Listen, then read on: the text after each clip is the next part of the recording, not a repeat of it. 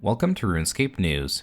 Dragon Slayer 2 is now here. To start this quest, speak to Alec Kincaid located outside the Mid-Guild south of the Felldip Hills. There will be an item keeper relevant to the quest. This works identically to other grave systems like the Grotesque Guardians or Zora, and only one can be utilized at a time. This means any other graves will be wiped on death.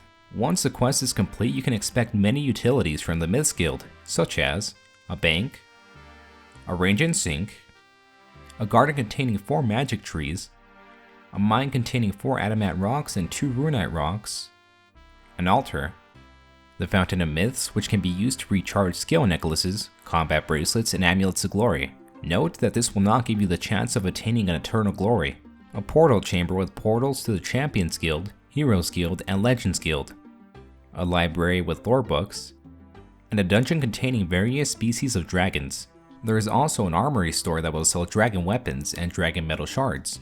There is now a mythical cape obtainable from the completion of Dragon Slayer 2, which provides unlimited teleports to the Myths Guild and can be purchased and reclaimed from Jack, who is found inside the guild. Inside the Myths Guild is a herbalist who will teach you how to unlock the ability to create super anti-fire potions, in addition to selling a few herbal supplies. Super anti-fire potions can be created by combining anti-fire potions with crushed superior dragon bones, requiring a herblore level 92 to do so. Each potion mix grants 130 herblore experience.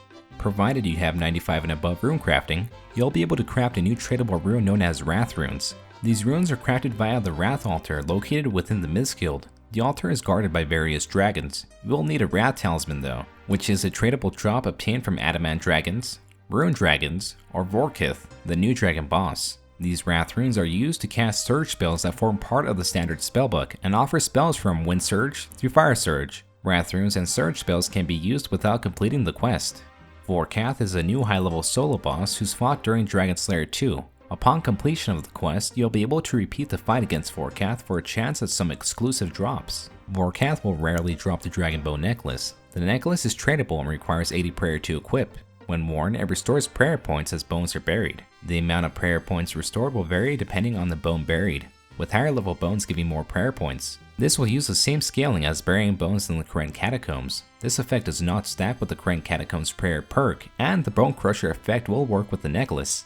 Equipping the necklace will reduce your remaining prayer points by 50%. This applies regardless of whether you're in combat or not. Vorkath will also have a chance of dropping the Skeletal Visage. With 90 smithing, you can combine an anti-dragon shield with a Skeletal Visage to create a Dragonfire Ward, a new ranged version of the Dragonfire Shield. The Dragonfire Ward can hold up to 50 charges, and is charged by absorbing Dragonfire attacks in the same way that a Dragonfire Shield does. For every charge, the melee and range defensive bonuses increase by 1.